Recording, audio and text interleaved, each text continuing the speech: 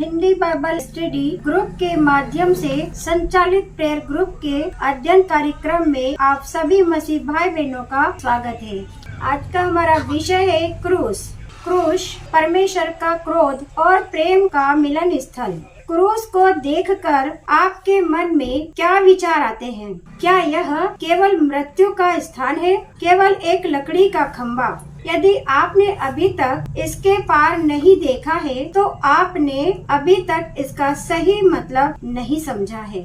यदि आप इसको केवल लकड़ी का एक ऐतिहासिक चिन्ह समझ रहे हैं तो इसका कारण यह है कि आप इसको केवल अपने नजरों से देख रहे हैं।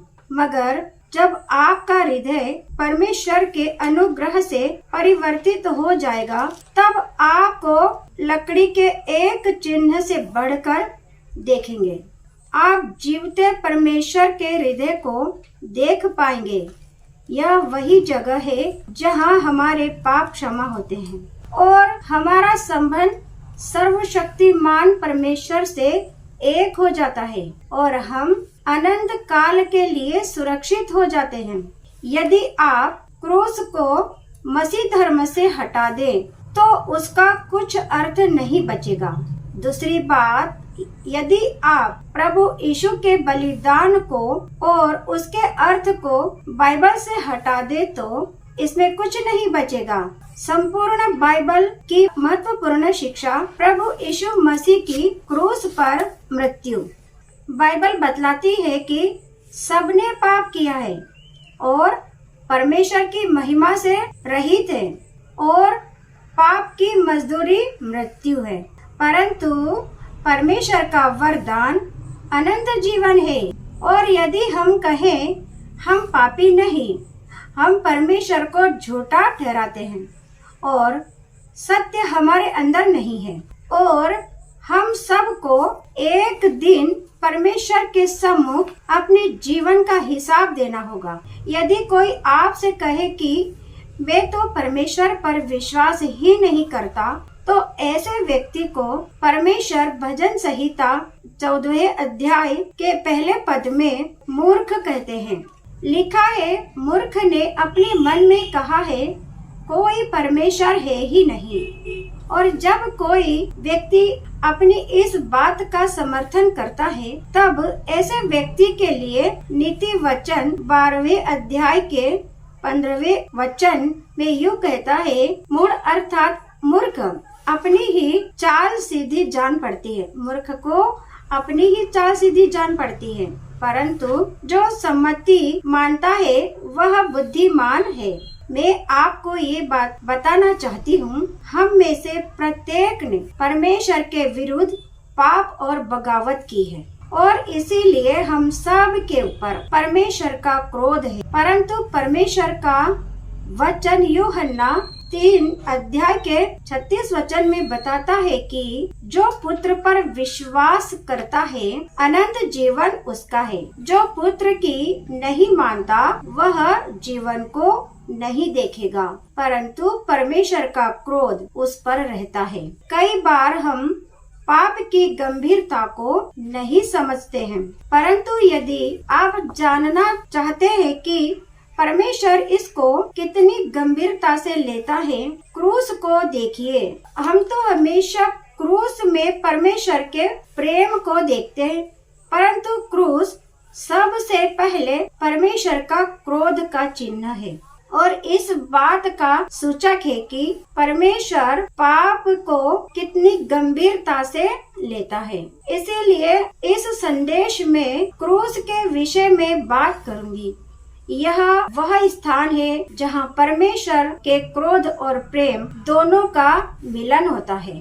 प्रेरित पौलुस जब इस बात को कोरिन्थियों की कलीसिया में प्रचार कर रहे थे, जहां पर कई दार्शनिक लोग थे और वे कई प्रकार के देवी देवताओं पर विश्वास करते थे और उन्होंने प्रेरित पौलुस की बातों का विरोध किया। क्रूस का महत्व के विषय में इस बात को हम देखेंगे कि हम अपनी सामर्थ्य में परमेश्वर को प्रसन्न करके स्वर्ग जाने में बिल्कुल असमर्थ हैं। प्रेरित पौलुस क्रूस की गाथा प्रचार करने के कारण बताते हुए कुरिन्थियों की पत्री में लिखते हैं, पहला कुरिन्थियों 1 अध्याय के 17 वचन में, क्योंकि मसीह ने मुझे बपतिस्मा देने के लिए नहीं वरन सुसमाचार प्रचार करने को भेजा है, और यह भी ज्ञान के शब्दों के अनुसार नहीं, ऐसा न हो कि मसीह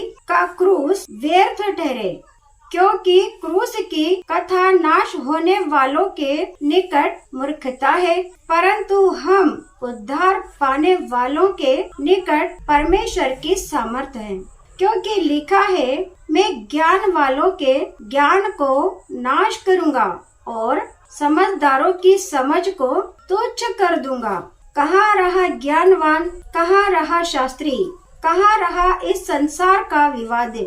क्या परमेश्वर ने संसार के ज्ञान को मूर्खता नहीं ठहरा? क्योंकि जब परमेश्वर के ज्ञान के अनुसार संसार ने ज्ञान से परमेश्वर को न जाना, तो परमेश्वर को यह अच्छा लगा इस प्रकार की मूर्खता के द्वारा विश्वास करने वालों को उद्धार दे। यहूदी तो चिन्ह चाहते हैं और यूनानी ज्ञान की खोज में है, परंतु हम तो क्रूस पर चढ़ाए हुए मसीह का प्रचार करते हैं, जो यहूदियों के निकट ठोकर का कारण और अन्य जातियों के निकट मूर्खता है, परंतु जो बुलाए हुए हैं, क्या यहूदी क्या यूनानी, उनके निकट मसीह परमेश्वर की सामर्थ और परमेश्वर का ज्ञान है, क्योंकि परमेश्वर की मूर्खता मनुष्य के ज्ञान से बढ़कर है और परमेश्वर की निर्बलता मनुष्यों की सामर्थ्य से बढ़कर है। इसीलिए प्रेरित पौलुस कहता है कि क्रूस तो उनके लिए मूर्खता है, क्योंकि वे इसको केवल पापियों को दंड देने के स्थान के रूप में देखते हैं।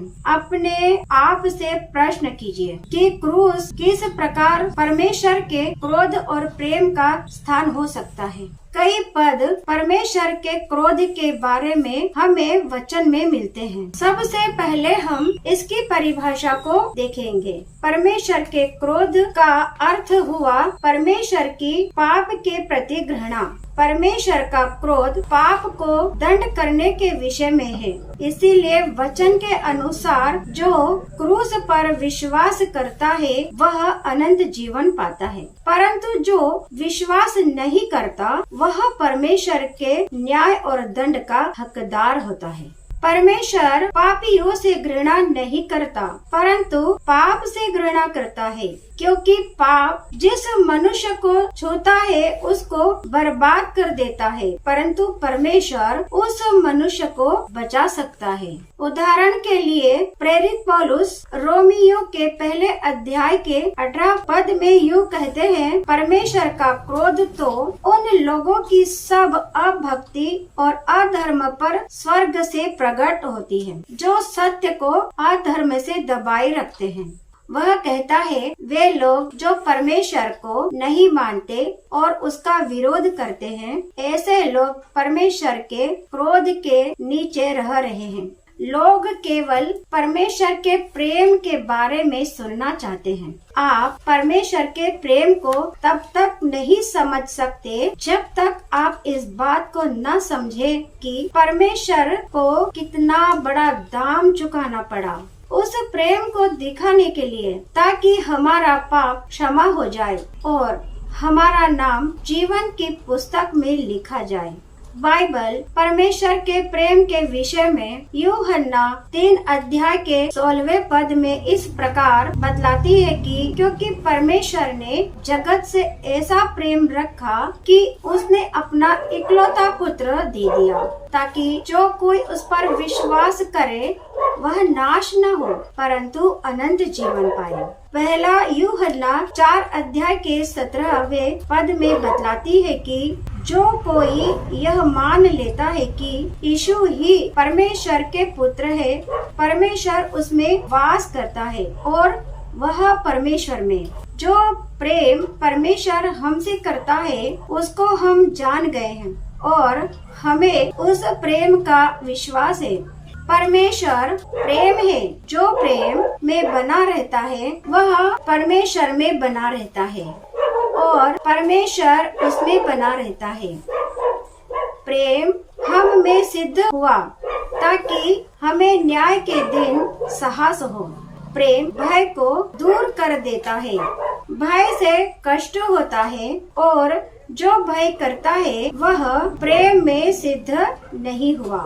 हम इसीलिए प्रेम करते हैं कि पहले उसने हमसे प्रेम किया। यदि कोई कहे मैं परमेश्वर से प्रेम करता हूँ और यदि वह अपने भाई से घृणा करे तो वह झूठा है, क्योंकि जो अपने भाई से जिसे उसने देखा है प्रेम नहीं करता तो वह परमेश्वर से जिसे उसने नहीं देखा प्रेम नहीं कर सकता। परमेश्वर ने हमें यह आज्ञा दी है कि जो कोई परमेश्वर से प्रेम करता है वह अपने भाई से भी प्रेम करे। बाइबल पहला कुरिन्थी 13 अध्याय के पहले पद में बतलाती है, यदि मैं मनुष्य और स्वर्गदूतों की भाषाएं बोलूं और प्रेम न करूं तो मैं ठनठनाता हुआ पीतल और झनझनाती हुई झांझ हूँ। अब आशा, विश्वास और प्रेम ये तीनों स्थायी है,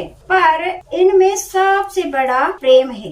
रोमियो 5 अध्याय के 8 पद में बतलाती है, परमेश्वर हम पर अपने प्रेम की भलाई किस रीति से प्रकट करता है कि जब हम पापी ही थे तब मसीह हमारे लिए मरा। आगे प्रेरित पौलुस रोमियो के 2 अध्याय के 4 और 5वें पद में अपने यहूदी भाइयों को लिखते हुए यूँ कहता है कि क्या तू उसकी कृपा और सहनशीलता और धीरज रूपी धन को तुच्छ जानता है, और क्या यह नहीं समझता परमेश्वर की कृपा तुझे मन फिराव को सिखाती है, पर अपनी कठोरता और हठीले मन के अनुसार उसके क्रोध के दिन के लिए जिसमें परमेश्वर का सच्चा न्याय प्रकट होगा अपने निमित्त क्रोध कमा रहा है। क्या आप जानते हैं मनुष्य जब पाप में जीता है तब वह परमेश्वर के क्रोध से बच नहीं सकता, वरन उसके क्रोध को वह भड़काता है। और हम ऐसे समाज में रहते हैं जहाँ पर लोग पाप करके बड़ी सहजता से कह देते हैं कि हम सब एक समान हैं और हम सब ही स्वर्ग जाएंगे। बाइबल में हमें एक भी वचन ऐसा नहीं मिलता है जो इस बात को साबित करे कि हम बिना प्रभु यीशु के स्वर्ग जा सकते हैं और परमेश्वर के दंड से बच सकते हैं। बाइबल स्पष्ट रूप से बतलाती है कि परमेश्वर का क्रोध हर पाप और धार्मिकता के विरुद्ध प्रकट होता है। प्रेरित पौलुस इस संदेश में कहते हैं कि क्रूस अपने आप कुछ नहीं है, वह हमें नहीं बचा सकता, परंतु इस पर जो व्यक्ति मरा है उसके कारण यह संभव हो सका है कि हम जीवन पा सके। प्रभु यीशु ने परमेश्वर के क्रोध को अपने ऊपर ले लिया। उसको किसी ने जबरदस्ती नहीं भेजा था, परंतु वह स्वेच्छा से आया था। यीशु कहते हैं, मैं अपने प्राण को बहुत तेरों की छुटौती के लिए दे देता हूँ। और वह ऐसा भी कहते हैं कि कोई मुझसे मेरे प्राण नहीं लेता, परंतु मैं अपने प्राण स्वयं दे देता हूँ ताकि उसको बाद में फिर से ले लूँ। जब हम परमेश्वर के क्रोध के विषय में सोचते हैं जो निष्पाप यीशु ने क्रूस पर सहा, बाइबल बतलाती है कि परमेश्वर ने उसको जो पाप को नहीं जानता था हमारे लिए पापी ठहरा दिया। क्रूस का अर्थ हम कई बार नहीं समझ पाते। हम उसको गले में लटकाते हैं, परंतु हम उसका सही अर्थ नहीं समझते। कैसे परमेश्वर के क्रोध और प्रेम का मिलन होता है। हमें पुराने और नए नियम दोनों ही में परमेश्वर के क्रोध के विषय में मिलता है। परमेश्वर पाप से घृणा करता है, इसीलिए वह जब अपने पुत्र को संसार के पाप के लिए दंड दे रहा था, उसी वक्त अपने महान प्रेम को मनुष्य जाति पर प्रकट कर रहे था, उन लोगों पर जो उसके पुत्र पर विश्वास करते हैं। यही तो क्रूस का सारा अर्थ है।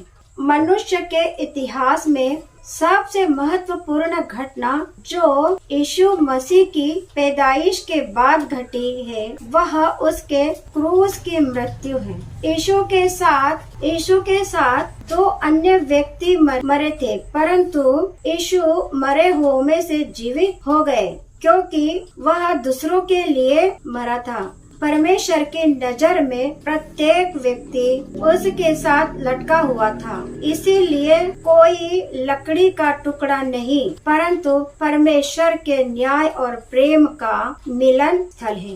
यीशु क्रूस से नीचे उतरना नहीं चाह रहे थे, वह तो अपनी भावनाओं को प्रकट कर रहे थे और हे पिता, तूने मुझे क्यों छोड़ दिया। बाइबल का संदेश यही है कि क्रूस के बिना हम भटके हुए हैं। कई लोग यीशु को एक भला व्यक्ति समझते हैं, परंतु वह इस बात को नहीं जानते जो यीशु ने अपने विषय में कही, मार्ग, सत्य और जीवन में हूँ। मैं मेरे बगैर पिता के पास कोई नहीं आता।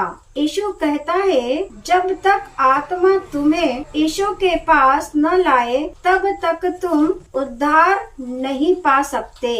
बिना यीशु के लहू बहाए जाने के पापों की क्षमा नहीं है।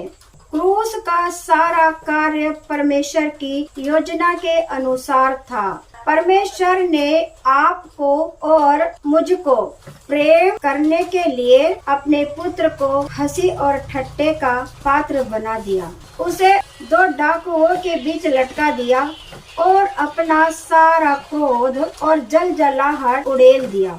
इसके द्वारा परमेश्वर की योजना सफल हुई, इसलिए वह मारा गया, गाड़ा गया और फिर से जी उठा। केवल उसके पास मृत्यु पर अधिकार है। सर्वशक्तिमान परमेश्वर है, इसीलिए स्वर्ग में उठा लिया और पिता के दाहिने और विराजमान है और संसार का न्याय करने आएगा। क्रूस के अलावा पापों की क्षमा नहीं है, इसीलिए परमेश्वर उन लोगों से कहता है जो यीशु की क्रूस की मृत्यु पर विश्वास करते हैं, तुम्हारे पाप क्षमा हुए, क्योंकि तुमने मेरे पुत्र की मृत्यु पर विश्वास किया। अब तुम दोषी नहीं हो, तुम्हारे पास अनंत जीवन है। इसीलिए अब हम यीशु मसीह के दूसरे आगमन का इंतजार करते हैं। यीशु जल्दी आ। आमीन। इस प्रकार मैं आज का संदेश समाप्त करती हूँ। सबको जय मसीह की।